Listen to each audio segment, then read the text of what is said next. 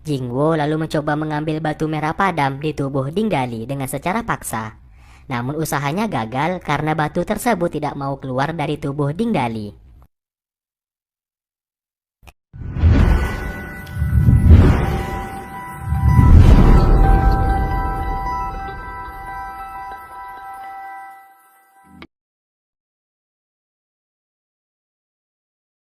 Terlihat Suyin menggunakan batu pengingat untuk merekam tulisan di buku tersebut. Setelah itu ia berikan batu pengingat kepada Jingwo. Suyin lalu menyerap kekuatan tersebut dan diberikan kepada Jingwo. Dan seketika Jingwo memiliki sebuah tangan yang menyerupai tangan iblis yang berasal dari buku bayangan darah. Dari sinilah asal muasal Jingwo mulai menjadi jahat dan hendak membalaskan dendam kepada Yuwo di Gunung Zu. 我一身傲骨，宁可死无葬。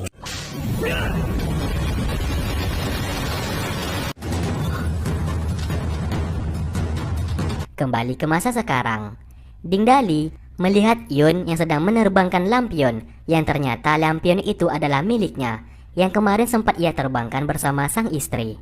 Ia pun memohon kepada Yun untuk membawanya turun gunung karena ia ingin menyelamatkan istrinya. Karena terus memohon, Yun akhirnya membawa Dingdali turun gunung. Di sana ia melihat rumahnya telah hangus terbakar. Ia pun menangis setelah melihat jepit rambut yang ia berikan kepada Xiaoyu tergeletak di tanah. Karena tidak menemukan jasad sang istri, ia pun mengira istrinya saat ini telah tiada. Ia pun menguburkan seluruh penduduk yang telah tewas dan menguburkan istrinya. Meskipun saat ini jasad Xiaoyu masih belum ditemukan.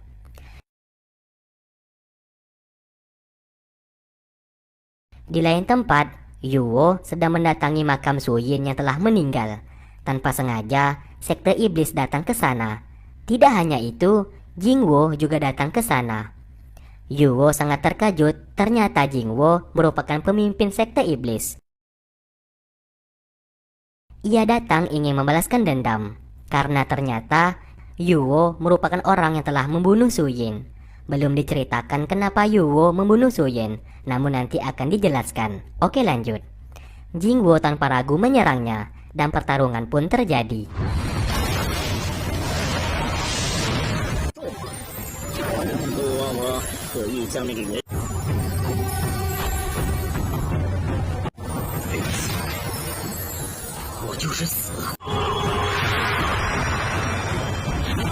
Terlihat Jingwo menarik batu merah padam yang berada di tubuh Yuwo.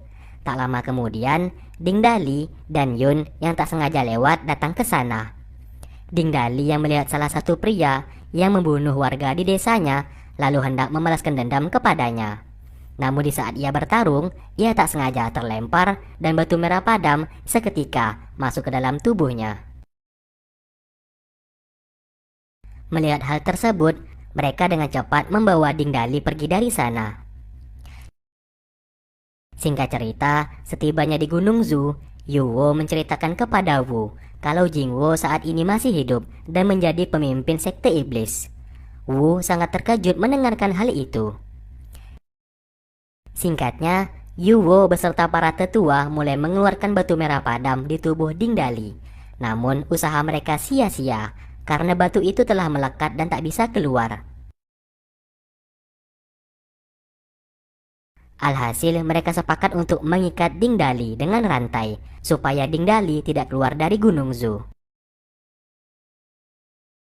Setelah itu, Dingdali terbangun dari pingsannya. Karena ia memiliki kekuatan dari batu merah padam, rantai yang mengikatnya itu dengan mudah ia putuskan tanpa mengeluarkan tenaga sama sekali.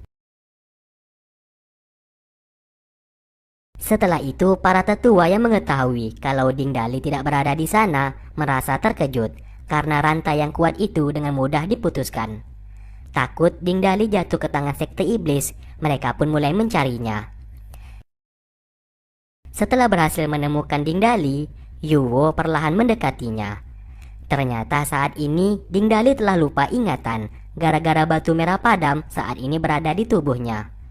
Yuwo memanfaatkan kesempatan itu untuk menipunya dan mengatakan kalau Ding Dali merupakan murid dari Akademi Gunung Zu yang terkena kecelakaan di kepalanya. Maka dari itu ia bisa lupa ingatan.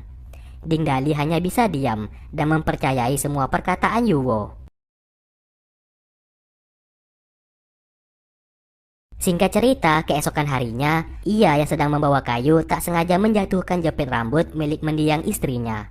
Karena lupa ingatan, ia pun mengabaikannya dan menyimpan jepit rambut itu di bajunya. Hari-harinya dihabiskan dengan menebang kayu dan mengukir sebuah patung. Tanpa ia sadari, patung yang ia ukir mirip dengan Xiaoyu.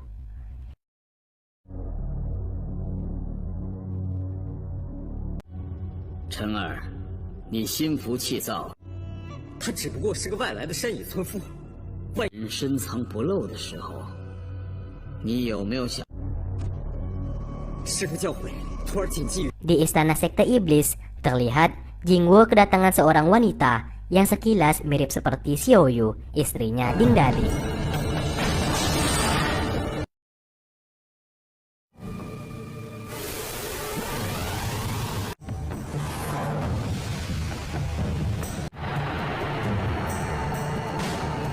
Wanita itu pun memberikan hormat kepada Jingwo, dan ternyata wanita ini bukanlah istrinya Ding Dali, melainkan wajahnya saja yang memang mirip, yang bernama Yu-er. Jingwo memerintahkan Yu-er untuk mendekati Ding Dali dan memanfaatkan wajahnya, supaya Yu-er bisa merebut batu merah padam yang berada di tubuh Ding Dali saat ini.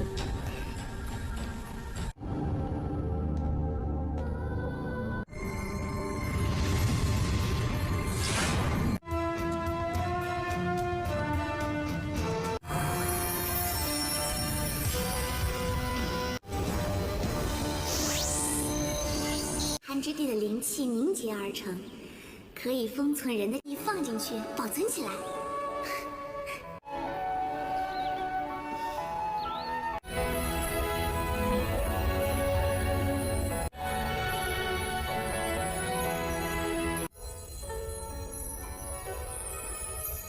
Di Gunung Zu, Ding Dali dihampiri oleh Zeng. Namun Zeng merasa heran karena sahabatnya itu tidak mengenali dirinya sama sekali. Dari sinilah Zeng akhirnya tahu kalau Ding Dali telah hilang ingatan. Zeng lalu menceritakan kalau Ding Dali memiliki seorang istri yang cantik, namun telah tewas dibunuh oleh sekte iblis di kampung halamannya. Dan Zeng menceritakan semua kisah hidup Ding Dali selama ini. Di saat malam, ia yang tertidur memimpikan Xiaoyu yang masih hidup. Namun anehnya, Xiaoyu malah menusuk perutnya hingga terluka. Setelah ia tersadar, ia mulai berpikir, siapa wanita yang selalu ia mimpikan setiap malam. Karena lupa ingatan, ia pun masih belum bisa mengingat apa-apa mengenai masa lalunya. Sementara itu, Yu-er mencoba menyelinap masuk ke dalam Akademi Gunung Zu dan hendak bertemu dengan Ding Dali untuk menyamar menjadi istrinya. 推动阵法，触发万箭攻击。阵法步伐早已了然于心，此去。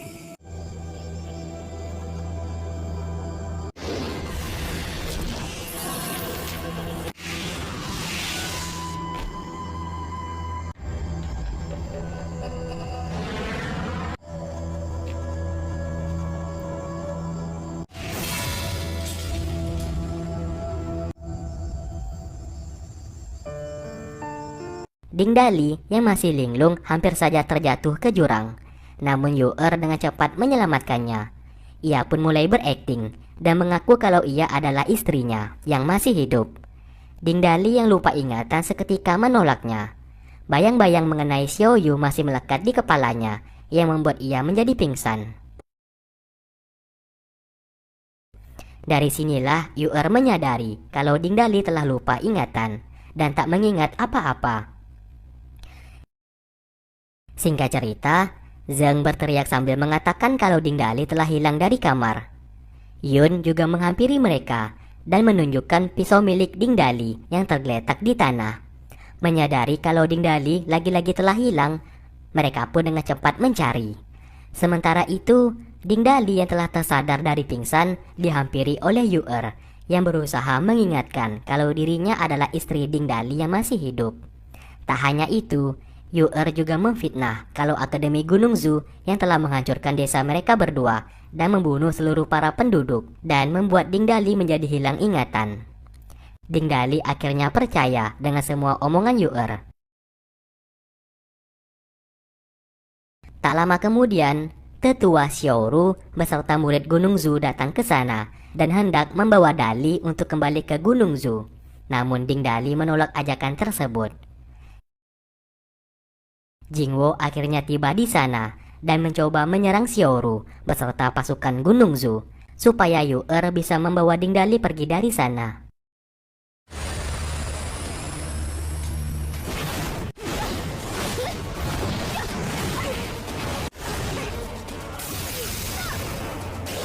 Di dalam pertarungan, Xiaoru akhirnya terluka akibat terkena jurus dari Jingwo. Namun, Jingwo telah berhasil membawa Ding Dali untuk pergi dari sana. Singkatnya, di Istana Sekte Iblis, Yu-Er mengatakan kalau saat ini Ding Dali telah hilang ingatan dan tidak bisa mengingat apa-apa. Melihat kesempatan itu, Jingwo mencoba memanfaatkan Ding Dali supaya bisa mengambil batu merah padam.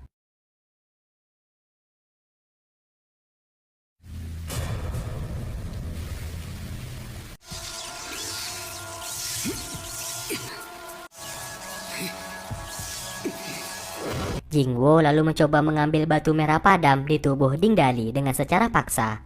Namun usahanya gagal karena batu tersebut tidak mau keluar dari tubuh Ding Dali.